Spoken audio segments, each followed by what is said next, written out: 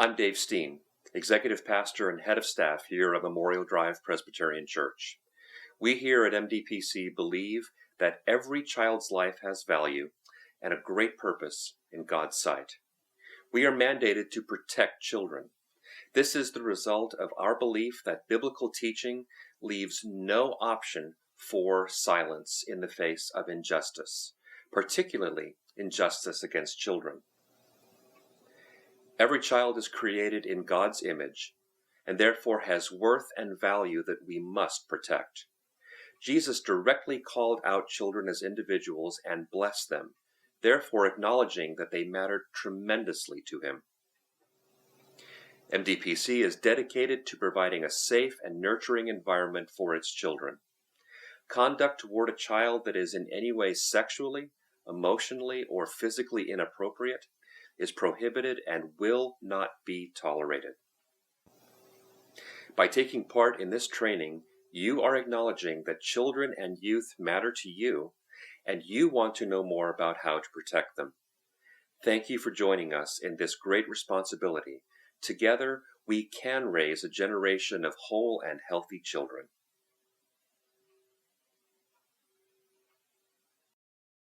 Protection of children and youth at MDPC.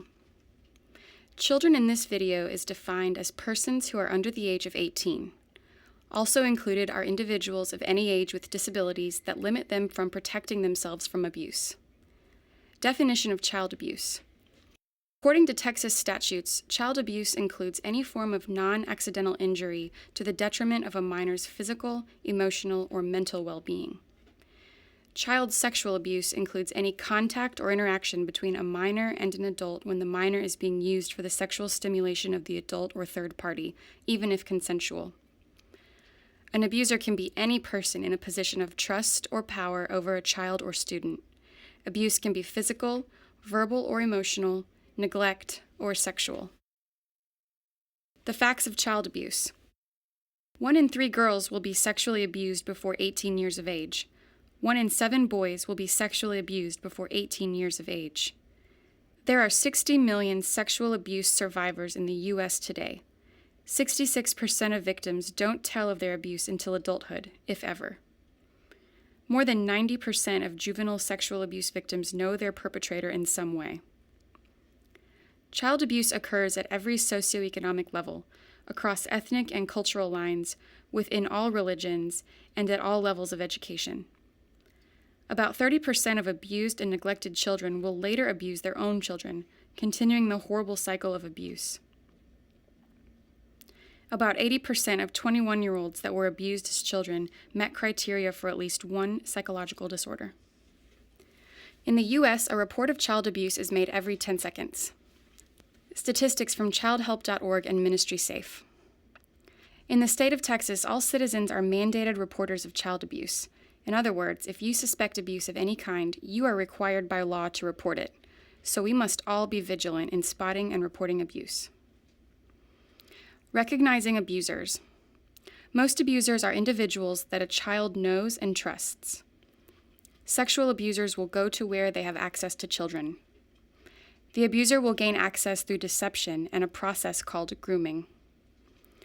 Common grooming behaviors include gift giving, repeated time alone with the same child, pushing physical boundaries of touching with children in a playful but inappropriate way, sexual joking or discussion. No one can spot an abuser. They look like you and me. There are warning signs and symptoms for abuse. Some behavior signs for physical, sexual, and verbal abuse may include verbal disclosures, regressive behaviors, avoiding undressing, wearing extra layers of clothing, unusual changes in bathing or grooming practices, drop in interest in school or childhood activities, withdrawn, aggression, display of sexually suggestive behaviors, nightmares. Regarding sexual abuse, molesters use different tactics to ensure the victims will keep their secret. They often use shame and threats. Children may only share part of their story to see how someone will respond to hearing it and acting on what they tell them. Never agree to keep abuse a secret. Children who are victims of neglect will often display poor hygiene, hunger, and consistent lack of supervision. They may lack supervision in especially dangerous activities or over long periods of time. They also may have physical problems or medical needs that appear to have been ignored. They may also experience abandonment. Neglect does not just happen in families with limited resources. It can occur in any family. If you suspect abuse of any kind, it is your legal and moral responsibility to report it. You do not have to have a lot of information. Just report what you know. The National Child Abuse Hotline is 1-800-422-4453. If a child reports abuse to you, listen and remain calm.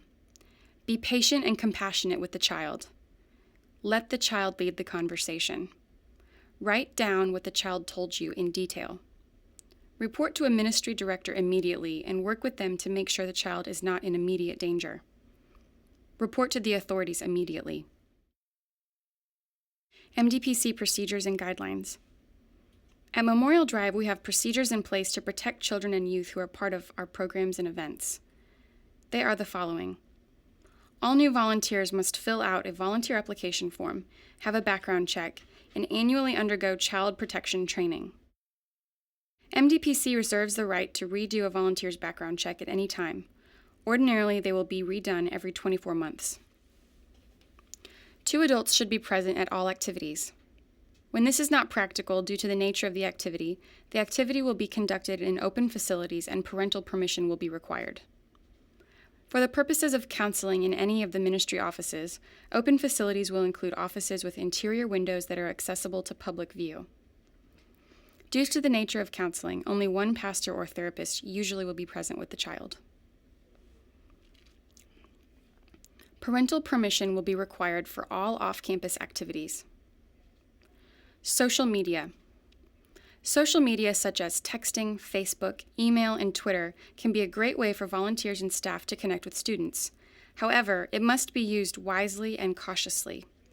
We encourage social media use for contacting students in groups or in an open forum. Using social media for in-depth private conversation between a leader and student is discouraged. Staff and volunteers must also be judicious about when posting on social media sites, as this reflects on the church, its ministry, and ultimately Jesus Christ. Driving. Every effort should be made to not have a child and a volunteer alone in a car. If this situation arises, the volunteer or staff person must contact the parents by phone to obtain permission to drive the student. If possible, they should also check in with staff upon departure and arrival to provide extra accountability. Appropriate contact. It is important to maintain appropriate physical boundaries where children are concerned. Children's boundaries and personal space should be respected. Volunteers and staff should let the child take the lead in initiating physical contact. For example, let a child approach you if they want to be hugged. Side hugs can be an appropriate way to approach a teen. Volunteers and staff are not permitted to use physical actions to discipline a child or verbal abuse. Discipline should be done through redirection or, when appropriate, designated time for a child to be removed from a situation to calm down. Even when they are removed, they should still be with 2 adults and in open view. When taking a child to the bathroom, a staff person or volunteer should let the child be as independent as possible. The ideal situation is for an adult to wait outside of the bathroom for a child to go on their own. If a child needs assistance, then another adult should be present or the bathroom door should remain ajar. Diaper changes should occur in an open classroom. As volunteers and church staff, we must all take the responsibility to keep children and youth safe seriously. We must remain vigilant in our practices to keep children safe, report abuse when we suspect it, and work together to see that all facets of our ministries and programs provide safe spaces and experiences for children. Thank you for taking part in this training video. Working together, we can create a safe place where children can feel cared for and nurtured. It is our desire that children will know more of Jesus' love because of our interactions with them. May we make it our mission to work together for an entire generation of whole and healthy children. Thank you for doing your part.